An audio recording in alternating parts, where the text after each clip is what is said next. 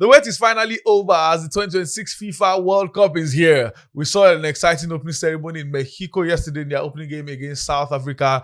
And later tonight, there's another opening ceremony in Canada. Then in the course of the weekend, we'll see another opening ceremony in the United States. One thing I said is, no matter all the shenanigans, the drama, when the Mondial starts, we focus on the games. Welcome to this edition of Premium Sport on PBO TV. My name is Bolu Pedro and for the next few weeks, we'll be focusing more on the FIFA World Cup. Let's go on this quick break, and when we come back, we'll delve into the conversation proper.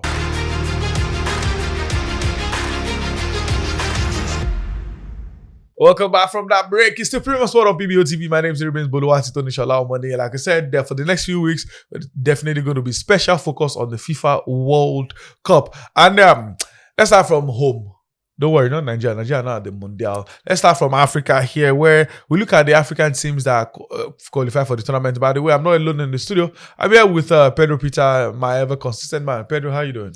I'm good. I'm fine. I'm happy to see the World Cup again after almost 4 years. Are you ready for the World Cup? Yes, Yet? Or you're still waiting till... Yes, I am. Yes, you're already ready from day one? Yes. No. Yeah, it makes a lot of sense. Let me first run through. The first thing I'll be asking is how many of these African teams will qualify from their groups? But before that, let me just run through the African teams that are in the tournament. Algeria, Cape Verde or Cabo Verde, DR Congo, that's Democratic Republic of Congo, Egypt, Ghana, Ivory Coast, Morocco, ranked 7th in the world, Senegal, South Africa, and Tunisia. So my question to you, Pedro, is how many of these teams would qualify from their groups? Okay, standard, I'm thinking 5 over 10 because 5 over 10 is really I know Morocco is really one of good. the 5. Really, of course they are. But the best I think it can be is 6 teams out of 10. Now, these are the teams I feel will qualify. Number 1, Morocco, they won't make it out of their group. Algeria, they won't make it out of their group. It's good enough for them. Also, the Ivory Coast, they will make it out of their group. I think it's good enough for them. Senegal too, they will make it out of their group as well. I've called 4 teams. Then in a way, I think South Africa, in a way, even though the bad belly in me. God forbid. But I just want to, for the sake of this show, be objective for them because, okay, if you look at their group, it is balanced. South Korea, Czech Republic, South Africa themselves, and the co-host, Mexico. So it's like the team that turns up on the day, you get your 3 points and you know that you are almost like good and done. A round of 32 awaits you. And they're still third place. Yes. And Egypt. So these are the 6 teams that And Egypt have never picked a point. But this feels good for them to... Yes, they have a very good group. Trust me, if you cannot beat New Zealand, come on. If you can't beat New Zealand... New Zealand and Haiti thrashed 4-0 in their friendly. Exactly. If Haiti can beat you... If Egypt does not qualify from the group this time around, you don't even need to take first or second. Third place may even get you to the round of 32. So if they fail to make this one count, trust me, it's like we'll just remain in AFCON. We'll just believe me, yes, they should stay at AFCON because they are. For the fact that they were the first African country to make the World Cup. 1930. They qualified for the first or second edition. No, the very first one, I think. And they didn't pick it. Then it was first round. Now, now this is just 4 times. Since 1930, whatever, come on. Even Nigeria, we don't miss. I've gone more than that. At least we've gone to 6. At least we that started from 1994, that is day before yesterday, in quote. So that is it. Anyway, if Egypt doesn't get that, they should be thrashed. All of them from your Salahs and your whatever. Then the teams that I feel that will not make it, Tunisia, I don't see them coming out of that group. Cape Verde. I think Algeria have a good group as well. I've already mentioned Algeria as one of those who would qualify. If not top 2 at least. They should be easily top 2 or top 3. Then I think Cape Verde, Cabo Verde, as much as I love their ladies and they are the best fans in this tournament, believe me. I don't see a way out of that group for them. I don't think they will qualify. Tunisia, I don't think they are coming there to do any. They are just probably coming there to make up the numbers. 48 now. Should be they say it's 48 countries. So Tunisia will just go there and make up the numbers. I've called the Cape Verde. Also the DR Congo. I think I know they have a decent squad. We know their players. They have elite experience. I haven't played with top teams, but this is tournament football. This is their first time. Everybody in that squad. In fact, the coaching team. This is the first time for them. So the experience, probably the occasion may be too much for them. So it might overcome them. It might overwhelm them. And they end up I don't see a way out of their group for them. They have some top players. Wan-Bissaka, Twanzebe. There's Bakambu. Mbemba in the team. Masuaku is there. Spoken about Makambu. There's Kakuta and Gil Kakuta. Remember that former Chelsea player? Oh, yes. He's still Gael in the squad. There's you mentioned Sergio Bakambu, Yohane Wissa as well in the squad. So there's a lot of quality in that team. But unfortunately, that a team that has a group that has Portugal. But you've spoken about those you think would qualify. Then those that would qualify, how far do you think they can go? We've seen Morocco get to the semi-final of the World Cup, Senegal quarter-final, Ghana quarter-final, Cameroon quarter-final, Nigeria. But how far do you think these guys can go? Can Morocco still go all the way this time? Okay, now, these are just early days. We are yet to even conclude the first round of matches. From the first few games, Exactly. So, but the thing is that with the new format now, since there's the introduction of the round of 32 for the very first time, so who you go on to meet, that is if you finish third in your group or second or first. So you may even finish first and still go and meet a top team that finished second in another group. Or even third. Yeah. Problem. Imagine maybe Portugal finished first and they're supposed to play a third place team in a certain group based on seedings and they now face Argentina in round of 32. So it's just, so for now, I really can't say where they would go. But at the very least, these 5-6 African countries that I've mentioned, they will get to the round of 32 at the very least. Are we going to have any African team in the quarterfinal? I think the chances are good enough, but that would mean winning 2 knockout games, round of 32 and round of 16. People are missing it that there's a round before the round of 16. People are so focused on round of 16. Oh, win this. They'll be shocked. No, by the time they are done with the group stages. You think you've qualified for round of 16? Round of 32. That would mean like as in everybody coming to. In fact, one wonderful thing about this World Cup is the sheer number of games. 104. The highest before was 64. 4 games. Now, this time around, the group stage games, plus extra 70. No, the group stage games alone is 72 or 78. Yeah. That is even more than the full tournament when the previous edition used to be almost at least more than the tournament before. That's probably a tournament plus Confederations Cup. Previous tournament, because since it was the 32 team format, we had 64 games maximum. Now, the group stage alone, we're having over 70 plus games. So that is even more than the full tournament of every other edition since the World Cup began in 1930. That is about 96 years ago. Like, Bolu, trust me, we are in for it. So many may not like it, but we fans are going to enjoy. But which African players are you looking out for? Let me say, just your top 3 African players that you are really looking for. Well, of course. I know Hakimi, you remove Hakimi. Is Hakimi even in your top 2? Obviously. Hakimi, maybe Brahim Diaz. Those at least Morocco alone, they have like 5-6 players that you can look forward to. Unai, even a lot of person may not be like, okay, because he doesn't play in one of those top 2 or 3 leagues. That goalkeeper, Yasin Bono, he plays in the Saudi Pro League, but they've got wonderful players. In fact, I'm looking forward to Sabari. He plays his club football for PSV and he's actually subject of interest for Bayern Munich. In fact, Bayern Munich pretty much close to actually grabbing his signature. So I'm looking forward to him. Salah too is one person that will have to. Let's see, especially after the pauses, maybe he scored at the 2018 World Cup. Maybe he can recover with the World Cup. So hopefully he steps up to the plate. Then Diomande, the guy that is probably turning heads for Cote d'Ivoire, that RB Leipzig want to bring. Even a few Premier League teams are also chasing him. Yeah, but I want to see, is he worth that 100 million that RB Leipzig has placed on his head? So this is his first time. Let us see what you can do. Then, okay, is there any team or a player you think in Africa would flop at the World Cup? Flop? I'm even thinking it will come from this Diomande person, because I think the hype is just too much on him. And for the fact that Liverpool are just, please don't do what you did with the Isak and Florian Wirtz deals, that you were going back and they will reject you. You go forward to add more money. You don't need that. And thankfully, now that slot is gone, I don't think the new manager or probably he's the kind of person that actually wants to work with what he has on ground. Whatever that happens in the transfer market, he leaves that for the guys upstairs. So I think I'm thinking Diomande may end up flopping. This is his first major tournament. So whether he gets to start is even the first question. So, but I think in as much as he can just do 1 or 2 things. As for Algeria, there's no standout player except for Riyad Mahrez, of course. So any other player that comes, well, we'll take it like that. We've mentioned that of Egypt. We've talked about DR Congo. As for these debutants, okay, Cape Verde. With their Portuguese names. Yes, a lot of them. So it's hard to see who would. Probably the unknown person might come out from Yeah. there. You know, something of a surprise will come out from Cape Verde. So that's for South Africa. Maybe Ronwen Williams, All of them will goalkeeper, flop. Mokwena, All of them. Lyle will flop. Foster, who plays for Burnley and all that. But You know, in my there's heart of hearts, I want them to You know, flop. there's a Nigerian in their squad, and they were protesting that they should remove him from their squad. The boy that was born there, grew there, played everything. It was until recently he left South Africa to play abroad. But because he made the cut, they should beat them for that first No, round. they will flop. In fact, the coach Hugo Bruce, he will flop too as well. So they can come and call Pedro as that new idea. Well, you made everything from Pedro based on African representatives at the Mundial. But let's take a breather. When we come back, we'll focus on who you think could win, pretenders, contenders, dark horses, and the rest after this break.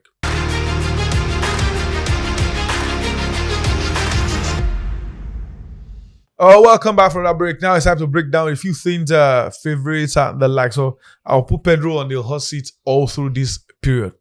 Let's go a step at a time. Who are your favorites? We can maybe be doing maybe 3-3 of everything. Who are your favorites to win this World Cup? Okay, I think I'll mention Portugal. Why I picked Portugal, at least from time. I think they have the best first 11 in this tournament. Yes, finely balanced, a wonderful midfield. I think the defense They can is switch okay. from 4-4-2 to 4-3-3 without stress. Thank you, and they'll In still fact, they deliver. can switch to 3-5-2 as well without stress, Yes. based on the players they have in the squad. Thank you. And if history is anything to go by, you know, Portugal always started making their appearance at the World Cup in 1966, the one England hosted and won. Now, look, 2 times they've got into the semi-finals, and each of those times, those years had a 6 at the back. 1966, they got to the semi-finals, in which they finished 3rd. 2006 in Germany, they reached the semi-finals. They came 4th. There was a 6 at the back of that year. Now this is 2026. So we are looking at another semi-finals. In fact, they should go beyond the semi-finals and even win it with Ronaldo scoring probably like 12 goals or something. That will break the internet. Okay, Then secondly, I think France too, in as much as Didier Deschamps decides not to... Craziest attack. If in as much as he decides not to go with that defensive pairing of Dayot Upamecano and Ibrahima Konate. You have to be crazy to go for those two. Exactly. So Saliba must start. Pedro, I said to people that I don't mind. I would rather play Saliba and Lucas Hernandez in centre back than to play those two because.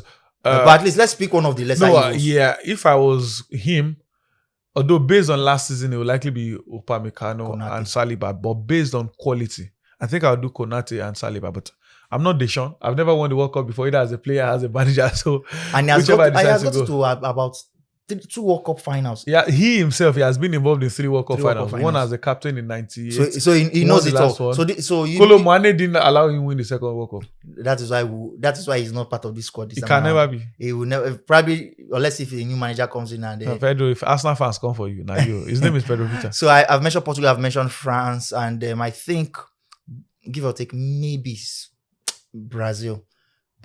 I wanted to put Spain because since you limited me to just 3, it's just the Ancelotti factor. Brazil, they don't have... I know they have a bit of names here and there, your Rafinha, your Vinicius and all that, Endrick.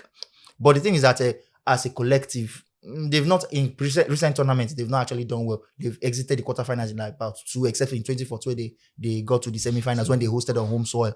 Now that I think the Ancelotti factor that you mentioned moments ago, that is just what I think will be the glue that would actually, or the oil that will make the engine run perfectly. Okay, aside those 3, who are your contenders? Contenders. Normally, I would say England if they still had a much more decent man. But I think Tuchel, I think he knows the script.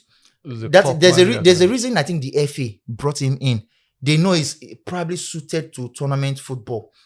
See the way they've played in their friendlies leading up to the World Cup. They don't really have to do much. You score 1 goal and just keep it tight however you like. It is only the last one that they beat Costa Rica 3-0 that they scored more than 1 because every other fixture 1-0. Well, in fact, for punters, they are scared to even play over 1.5 because you may labor to see that one, that particular outcome in that fixture. So I think I may say England contenders. Since we are limiting it to 3, I was England, Spain, and probably Argentina, the defending champions. Yeah. And the curse for defending champions started with France. Oh yes. And incidentally ended with them last time I want to go. Let's see if it will skip over and continue, or maybe we'll say another defending champion gets to the final. But I saw his start and it was crazy. No team that stays at the world ranking for number 1 by the time of the start of the tournament has ever won the World Cup. Oh, yes. So as world number 1, you never win the World Cup. I'm sure some CR7 fans will be happy with this guy can never defend the title. Now let's look at the pretenders. Who are the teams where it be like, but they no be? Who are the pretenders for you at this one? Well, okay. Going by history, let us just go with the big names. Let's say the Netherlands. But they are... They've been to final 3 or 4 times. They've played 3 finals and they've not won. They are the only country to have played the most finals without winning. Atletico Madrid's form. And Valencia. Exactly, Valencia. They got to the final 1974, 1978, and of course 2010, and they lost. Although that 2010 was thanks to Casillas. That's why I laugh when many Barcelona fans said they are the ones that won the World Cup for Spain. Casillas was the reason Spain won that World Cup in that final. There was no reason there was no doubt he was named the best goalkeeper at that tournament. He was actually good. I think Spain didn't consider more than 2 or 3. Spain, they were just winning 1-0. 1-0 to the Spaniards. 1-0, 1-0. I think it was only one of the games in the group stage that they scored 2 goals. Every other fixture was just 1. I think they lost their opening game. Yes, they lost to Switzerland. Then that was the opening game to Switzerland, 2-1. Then every other fixture 1-0. They beat Germany 1-0. This one 1-0. Like that. So Netherlands, who else I come with? Netherlands are one of the pretenders. Another pretender that I will go for, I think it has to come from Europe too. Okay. I think it has to come from I'm trying to recall this country. Super Eagles.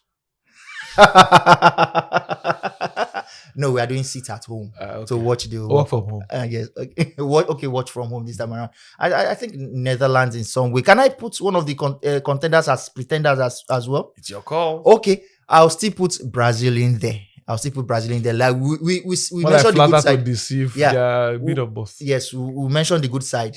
Now we also have to mention the not so good side.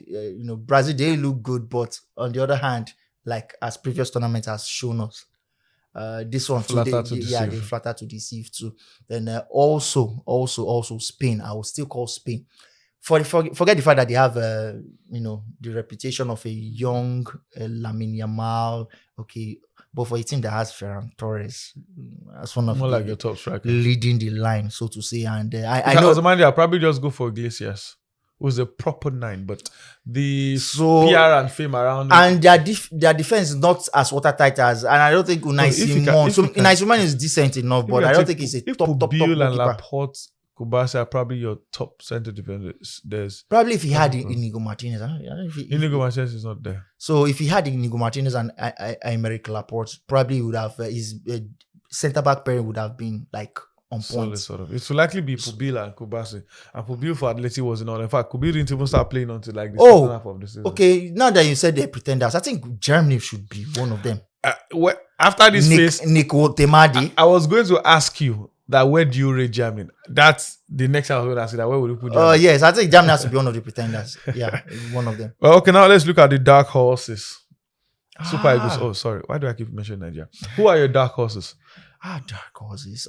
This is hard to call. Low key, boom. This is hard key. This is hard to mention, but I think in some ways, Portugal somehow. I know that I call them as part of the favorites, but I think there are so many persons critics that have said, "Oh, Ronaldo this one and that. Portugal will not do this. Portugal will not do that." And of course, the reputation of the manager, as in like when it comes to major tournaments, he handled a wonderful Belgium side, but the best he took them was the semi-finals where they took third at the 2018 edition in Russia. So, some people think he's not like your Didier Deschamps, who knows his squad in and out. He could be sleeping and he knows okay, against this team, these are the players that are field and they will get the job done for me. So Portugal may just end up to be like one of those dark horses. It may work out for them just the way it did for them at the Nations League. They defeated 2 top teams. I can't remember the one they beat in the semi-final, but at least they beat Spain in the final via penalties. That was just last year. So it may work out for them the way it did at the Nations League finals last year. Who knows? I think that. I know one thing is if Portugal should win the World Cup, the internet would break. Then another one, dark horse, Croatia. Croatia have shown to be a proper tournament team since they broke away and they got independence. They broke away from the old Soviet Union and they had their own independence. They started making their debut at the World Cup just day for yesterday, 1998. In France, in France 1990, and they even got as far as the semi-finals. They even finished third. In fact, since 1998 till now, they've made the podium 3 times. That is massive for a country that only started attending the World Cup in 1998. So the 1998 third, 2018 they were runners up. They played the final. Then 2022 the very last one. So that means back-to-back editions they finished on the podium. Now the squad may be older. But of course, they have a lot of the Young old. squad, so. Your Kramaric is Like still the there. blend Luka of Modric two. will lead the. Perisic, Modric, like you Thank you. mentioned. Then the coach, Zlatko Dalic, he's still at the helm. So believe me, he may know what wanna find. The team is quite older than 4 years. Is not 4 days. So, but definitely they said it is the old broom that knows the corner of the house. So probably Croatia are like the old broom that knows the corner of the tournament, and they'll just do what they have to do. I know they only have one top team in their group, but they should be able to beat the other two lightweight. Apologies for that, and they should get to the round of 32. So if there's a proper dark horse, I think Croatia fits the bill when it comes to like a team that could actually just take everybody on our ways and actually win the World Cup. I mean, if they do win it, we will not be surprised because they've put in the work over the years. This was what Germany did for a few years, semi-final. Thank you. From 2006, semi-final, 2010, another semi-final, then 2014, they now won. So definitely, I think Croatia is the best fit for that category. Well, that's it. My pinching questions for Pedro.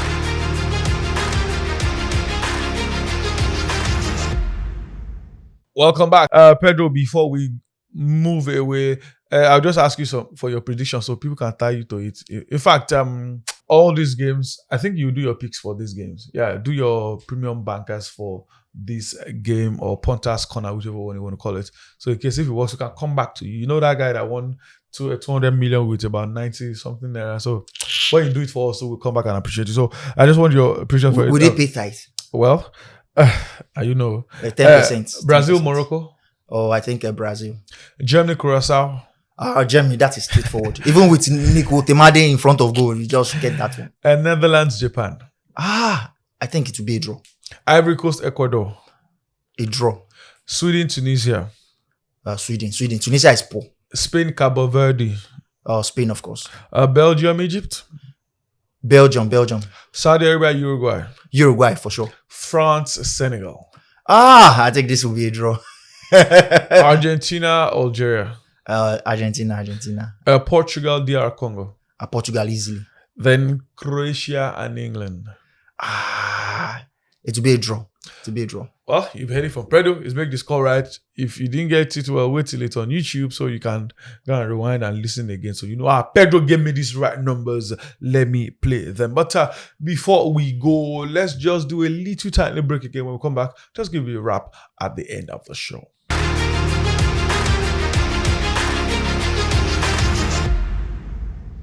Welcome back from that break. It's the final lap of the show. Just to remind you that Nigeria Super Eagles played their pre-World Cup friendly without going to the World Cup. The first friendly was last week when they played against Poland. They played out the 2-0 draw. The game could have ended 2-1. But the late last kick of the game, belter, as I like to call it, from about 35 yards, gave the Poland equalizer. Then in midweek, they played against Portugal. That was another interesting game. Yeah, Portugal dominated, even though they changed here, made a few changes to the team and everything. But Portugal still won that game 2-1. And people don't understand that pre-tournament friendly. They don't care about results. It's just about gathering yourself, trying to experiment the things you want to do at the World Cup. But okay, I'll come back to Pedro. The Super Falcons as well played 2 friendly games against Senegal. 2-1 win on Friday last week. Then on Monday, 3-0 win against Senegal. And the 2 games that Sato Oshoala scored penalty in the first game. Then scored the last goal in the second game. Joe Mewa scored the brace in the second game. Then the first match was Tony Payne also scored the other goal. And they are preparing for the Women African Cup of Nations. Let me just ask you, Pedro, before we go. Were you impressed by Super Eagles? Yes. Like I mentioned in recent times, I like what Eric Schell has done with this team. The team is now formidable, solid at the back. I like for the fact that even if we do concede, we still end up scoring, which is actually good. We've not had Osimhen for a bit now. So both for the Unity Cup and the 2 friendlies we played, I think against Poland and the Portugal games. That is 4 games now. We've not had Lookman too. We've also not had Osimhen. But we've scored in all 4 games. Yeah. If I saw the Portugal game, we scored 1 goal. Yeah, thank you. And for the fact that Ako Adams is actually a fine striker, he knows how to. Thank you. Terry Murphy too is good. So at least we know that we have able deputies that can actually come in and do the job, whether we have an Osimhen or not, whether he's going for transfer problem or okay, let's not call it a problem. Now more like transfer Iju. or iju. Maybe transfer iju, or probably he just wants to whatever it is. So, but I'm glad with the team. I'm pleased with the team. So at least this particular fixtures now has actually opened the eyes of the coach and the management team, the coaching staff rather. So when the qualifying series for the AFCON 2027 starts in September, he knows, okay, these persons, it is time for them to say bye-bye to the national team setup. These are the players that will actually prosecute games for me going forward. That is, hopefully now, he has a large pool of players to pick from. Easily should be able to assemble 30 players to prosecute 2-3 games. And he knows who he will call. Even if injuries or suspensions or 1 or 2 things come into play, he should get 18 players, quality 18 players that could play those qualifiers, that can easily play 2 games and give us the results we need. I'm pleased with the likes of, like you said, the strikers particularly. And of course, I think if we can just solidify our midfield a little bit more. Yeah, that is, I think that because the defense now, they understand. Thank you. They understand what they have to do. Yeah. The attackers are scoring. So if you can just add a bit more skill and a bit of more creativity in midfield, believe me, maybe like an Okocha-esque type of player or a Messi, Mikel kind of, at least if we can get control. a 50% kind of a Mikel. Believe me, I think our team at the next AFCON, we shouldn't be talking of, okay, let us get the semi-finals again. We should be talking of, let us win it, become champions of Africa for the 4th time. Believe me, I'm impressed with the team anyway. I know there's still a lot of work to do. We have not actually gotten there, but at least the signs are there that we can actually get to that so-called El Dorado and probably go, if there's any other name that is beyond El Dorado, can actually punch our way above that. Well, you've heard it from Pedro. He's impressed by the team. I've heard many criticisms from some people, but I think it's unfair. Portugal dominated. It's likely be impossible for Nigeria to dominate the Portugal. We've spoken about how compact that midfield and everyone is, but it seems like there's going to be light at the end of the tunnel. I hope when the bigger boys in quote comes, the synergy will work out well, and hopefully from the qualifiers, we'll start seeing a semblance of a brighter future for Nigeria. But whatever happens, one thing is certain: we're now at the FIFA World Cup. I will definitely enjoy the game, especially those of us that will be watching from TV. Those at the venue may not, but we at home will definitely get to enjoy it. This is where the cookies crumble on this edition of Premium Sport on PBO TV. My name is remains Bolu Pedro. Big thank you to Pedro Peter for always turning up whenever we call on him. And whatever you do, make sure you do enjoy the FIFA World Cup for this year. Do have a beautiful sporty weekend. Goodbye.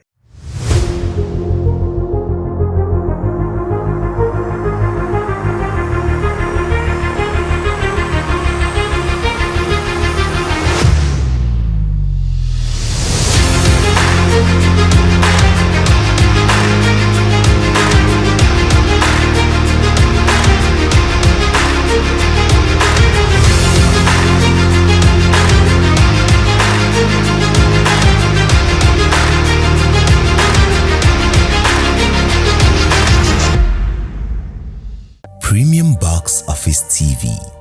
Everyone loves premium. Premium Box Office TV is exclusive on StarTimes.